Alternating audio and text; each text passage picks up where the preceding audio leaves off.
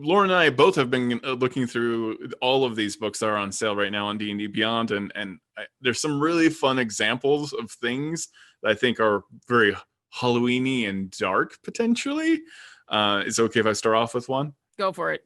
Okay, so I thought it would be kind of fun to play a warlock whose patron was perhaps, and you'll find this particular creature in Ghosts of Saltmarsh, a young kraken. And though the young kraken is quite enormous, I would probably scale it down a little bit to be like a baby kraken and put it in a giant aquarium. Maybe it's a giant aquarium on like wheels or something like that. Like it may gnomes to create some kind of device that this is a traveling aquarium. But the idea that this baby kraken is maybe your actual warlock patron, I found charming. And the fact that you have your patron with you is always kind of interesting. But and eventually is going to outgrow you, literally. That's the how danger. Long before that happens? See, how long before you're no longer the patron and now you're just lunch? Now you're just lunch. I mean, that's what's great, right? Like maybe your warlock starts out on day one, first game. You're a warlock. You've chosen one of the main patrons, and you can mix it up as you've seen on Critical Role. Forward is a hexblade, but not associated with a Shadowfell, more of a creature under the sea. So I can imagine you finding like an egg, and the egg opens up, and it's this baby kraken, and you immediately form this bond with this thing. And you're right. As you level up, this thing levels up. Only it levels up like 5, right? Like it's just like getting bigger and bigger, and now you're like, again, kind of forced into this weird give and take relationship with this creature that you have a bond with now. What do you do when this thing starts being evil? Can you convince it not to be evil? It is going to be this massive destructive force on this world. Absolutely will happen. And you are associated with this creature. And that's why Krakens are such a great point of inspiration. And to have like Ghost of Saltmarsh is very fun of what if this monster existed? And they provide that often in this. And this is a great example. What if you ran into a young Kraken? What does that look like? And so this is one of those things that I would absolutely play a warlock who had their Kraken on hand for like many of the levels. And now I reveal the Kraken. You just like pull off a cloth that's on top of a giant fish tank. And then one day you do that and it's gone. Yeah, that's the scary bit, right? Like maybe that's where the adventure begins. That's, as a DM, that's where I begin your adventures. You go to reveal your patron, and it's not there. And it's just like, it's when you look out the inn and you just see that there's this holes in buildings as it's like squirmed its way back to the ocean. Or you have this very kind of like, giving it back to the ocean moment, and you have to say goodbye. This heartfelt goodbye, and also this horrible existential dread that this thing will destroy your world. That's a great plot arc for a player, and you wouldn't get that unless you've had like taken a look at Ghosts of Saltmarsh and thought about some things. I think that's a really fun character concept based on a monster.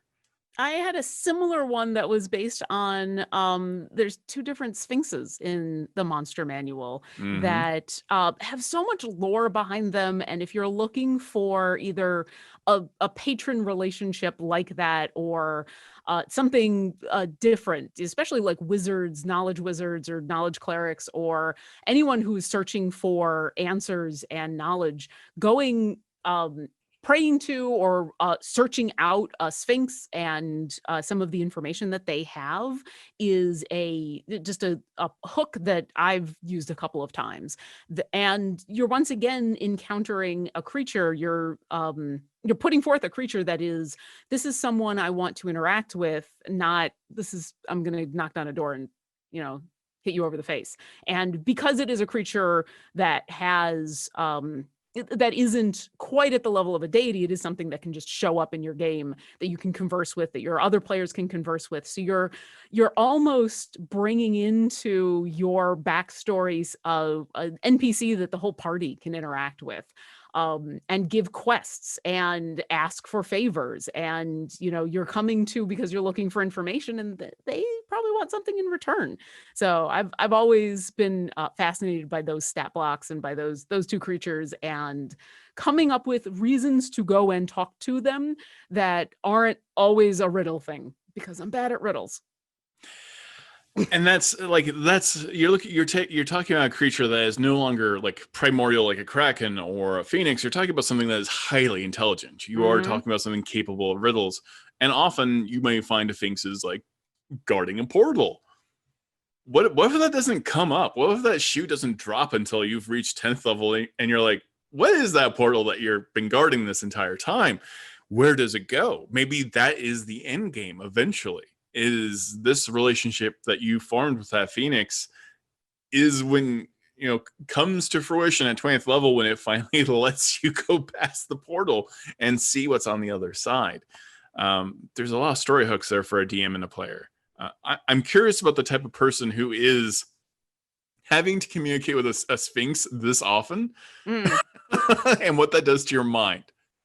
Because you probably are desperate for a straight answer. I guess it depends on why you're communicating. I mean, you're desperate for a straight answer until the Sphinx needs to tell you something and you're not getting it, right? Like, I also, it's easy to imagine the intelligent wizard or the knowledge cleric or one of those seeking the Sphinx out. I also really like the idea of like a fighter with an 8 intelligence who's looking for the smart person. I need to find the smartest person on the planet because I have this issue. And so I love it. I like a Goliath, right? Like just a dopey Goliath. Yeah. Looking for a friend like who really like just needs life advice, or the opposite. It's the Sphinx is surrounded by people who are all trying to prove their intelligence and their keen mind, and the Sphinx just really needs someone to go and like destroy something. And so it calls out to a bunch of barbarians who can come and help. And hey, I'll answer your questions and problems if you'll come over here and take care of this scourge problem that I can't get rid of because none of the smart people want to go near the bloodsuckers. Like, it doesn't have to be a matchup. It can be a coexistent relationship of like, you got the brains and I got the brawn. Let's do this. But yeah, I love non-antagonistic creatures in the monster manual, in Volos, any of the creatures that you can interact with that are smart enough to be able to communicate, but not evil, essentially, or protect. There are a lot of beasts that are not that are neutral, but are not intelligent enough to really interact with. And so it's just are you in their territory or are they protecting themselves? But like flumps are the best. And who doesn't want a flump familiar, and who doesn't want to hang out with a bunch of flumps, and who doesn't want to summon a bunch of flumps from a wild magic surge and then chat with them? Like, no one wants to fight a flump. Everyone just wants to talk with them. That was one of my favorite parts of the game we were in, doing the flump voice for the first time and watching people just unravel. Because that was also kind of like, that was a very high stakes game for me because I had to prove that I had the chops to be a good DM. And I felt like I won the entire group over with Flump. I feel like that was the moment that everyone was like, okay, this is going to get weird. Yes, there you go, DMs. Just pull a Flump out into your game. Win everybody over. I don't know a single DM that doesn't go into a weird voice when Flumps end up. We all do it. It's such a big mouth on that Flump. And yet they're telepathic, so I know, but even like when it's talking to you, I just feel like it's got to be weird. Absolutely. It's got to be strange. I adore Flumps. I adore a council of Flumps with hard opinions on things.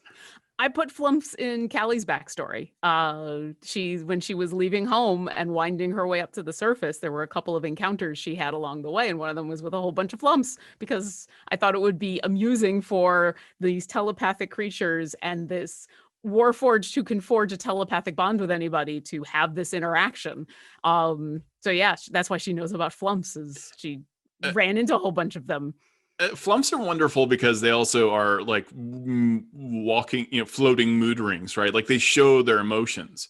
They do strange things like a stinking cloud, as a defense mechanism, but they also feed off telepathic waves. So it's this terribly cute, adorable, strange creature that is also drawn to some darker creatures in the D&D world.